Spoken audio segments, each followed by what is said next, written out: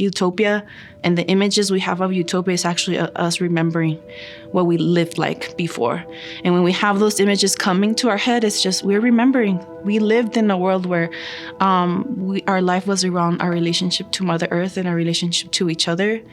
And we're being called upon that. And I think matriarchs are heading that fight. And so I really believe we need to finance them more.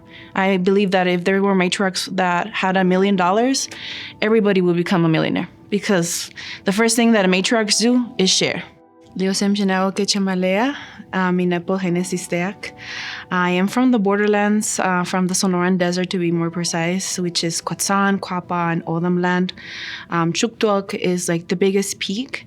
We call it like the heart of the Sonoran Desert. My family's Yoeme, Yaqui, from the southern part of Sonora. But I currently live in the borderlands. I've lived most of the lives in the borderlands, and it's important for me to mention it because it has just a huge part of who I am and the way that I view the world. Being forced to be living in two worlds, I was able to see kind of both sides, and understanding how I sit there was always very confusing. And then understanding my family's history around indigeneity in Mexico, like indigenous racism is really, really, really like a big part. You know, a lot of people don't talk about it, but there's a lot of racism against Native people and Black people. But my grandfather decided that speaking Yoeme was not something that was needed anymore, because we would only get discriminated. So unfortunately, that was lost in my family. But as I went to college, I went to the University of Arizona and started archaeology. So that's kind of what I do, is to fund my stuff, but also because I just love indigenous histories. And I started doing community organizing and land defense. 2014 situation happened in Mexico where 43 students were forcibly disappeared by the Mexican government. And I was a student in college also organizing around land defense and water rights. So it hit me really hard that could be my reality. If I wanted to do more of this work, that was a possibility that could be me. And as an Indigenous woman, Indigenous femme, we confronted that reality all the time. During that journey, I burned out, and I went into darkness. I went into deep, deep darkness. And interestingly enough, people talk about like finding the light, and I actually found myself more when I embraced that darkness and I was able to sit with it. And I learned some of the biggest lessons. And one of the lessons I heard there in the prayer was that I needed to assess or reassess my conversation around money. As an adamant anti-capitalist, you know, I'm someone who believes that the systems that we currently live politically are oppressing us, and it's unsustainable, and it's killing our land and our mother. And so from that perspective, you know, all of my work has been done. But I just couldn't understand how a prayer like that would come to me. Like, I've been anti-capitalist, and yet I'm being asked to talk about money. And I had a prayer where I was like really desperate. I was living off of $400 a month and stretching that out, and really being community funded, because it's my parents, my sister, my brother-in-law, my brothers, my best friends who were like feeding me food, who were making sure my bills were being paid, and me trying to figure out what to do with my life. And I was praying, and I met someone from the financial world. My dad was about to retire, and I was really scared. I was scared that if something happened to him, the big patriarch of our house, who has always kind of held the financial home, would be disappeared, because I was during the pandemic. So I had to think about what that meant, like what it meant to have a patriarch like my dad taking care of that, and what that taught me around money, and what I needed to do, because I didn't know anything about money. And so I wanted to understand and reassess my conversation with it. And that's when Cuatro Hermanas Autonomy Strategies began to form.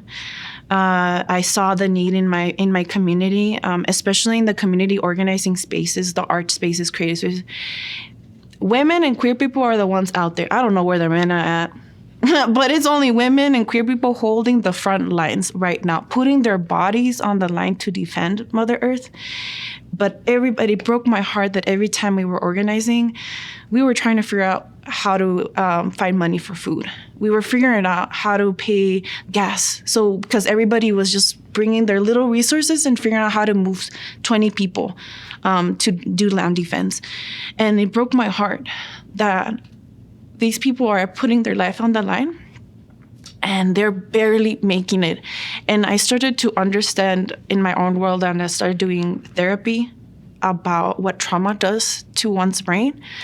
And I started seeing those patterns. And I started seeing that money was actually a mirror and that it reflected what we valued in time and how we saw ourselves. Because of course, it's a capitalist system. Our worth is associated to our money. And so when you grow up in a space where you're defined as a worker and that's all you are, right? As a poor person, the only thing that you have to sell is your body. And coming into a world with only your body to sell, that's your whole identity. So entrepreneurship really challenged me to be able to question that. And that's a key part where Native Women Lead starts to come in. I met somebody who I know is no longer here in Native Women Lead, is Jamie Gloshay. She introduced me to Trauma of Money and introduced me to Native Women Lead. And I started going to workshops. And one of the things I needed to practice in therapy was to be able to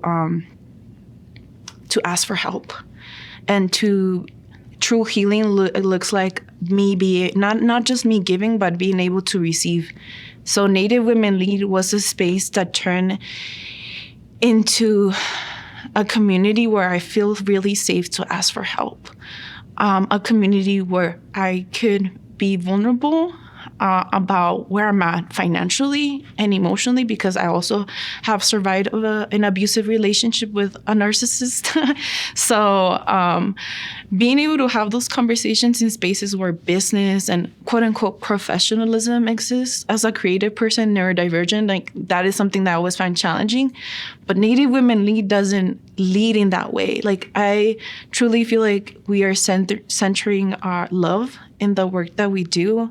And I think that's the way to go. Matriarchy is all about leading with emotion and leading with love. A lot of us think it's the other way around, like being stoic and never showing your emotions. But actually, that's our gift. Matriarchs can lead with emotions and lead with love. And that's actually what we need right now. So yes, cry. Yes, be angry. I want to see more angry Native women speak out and advocate for themselves. Speak out about, that deep inside, that you're worthy a lot more. You're worthy of so much. And you need to stand up for that. And I truly believe that if you're a lover, you're a fighter. Those things go together. If you love deeply, you fight deeply. And seeing Native Women Lead create a space where I'm seeing all these women who have gone through some really hard stuff is this is the reason I wake up to. And that's why Cuatro Hermanas Autonomy Strategy is about bringing back the matriarchy and helping bad bitches fund their financial freedom, because energy is something that cannot die. If we want to bring the energy that's in the systems of capitalism, while we talk about the SP 500, it could be SP 500, but from the barrio, SP 500 from the Turtle Island and Indian country, we need to bring that money energy and transmute it. And I think it's going to be transmuted within us and then brought into new systems. And I truly believe the matriarchy is the new world order. And the women that are here right now with Native Women Lead, we're the ones trailblazing that. We are building a new economic system as we are putting love and our roots in the center, bringing back earth-loving centered businesses that focus on impact more than just profit margins. That's what our world is going to look like. And this conference is a testament. This is the future right here. When we think about utopia, I always say I have a reflection where utopia and the images we have of utopia is actually us remembering what we lived like before.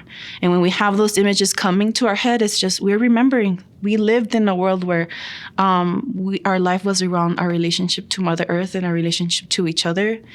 And we're being called upon that. And I think matriarchs are heading that fight. And so I really believe we need to finance them more. I believe that if there were matriarchs that had $1 million, everybody would become a millionaire, because the first thing that matriarchs do is share. Is the first things that they do. In community organizing space, that's more like political, and we talk a little bit about philosophy. One of the first things we talk about is we need material change. We can't expect people to be in movement spaces if they don't have food, if they don't have shelter, if they don't have access to water. Unfortunately, because of the system setting up, we are limited in the tools that we have, and that's on purpose. But I really do think we can outsmart the system, because we're like, think about this, like there's research by an indigenous archaeologist. Her name is Dr. Paulette Steves, and she has proved that indigenous people have been here for 250,000 years. Okay, they don't even want to give us 20,000. She's saying 250,000. Capitalism has been here, what, maybe 200 years, 500 years? It's baby. It's baby philosophies. It's a fetus. It doesn't know anything compared to the incredible knowledge and ancestral just wisdom that exists on this land. So when people talk about like what's going to happen in the future, it's like, we're going to survive and we're going to stick together.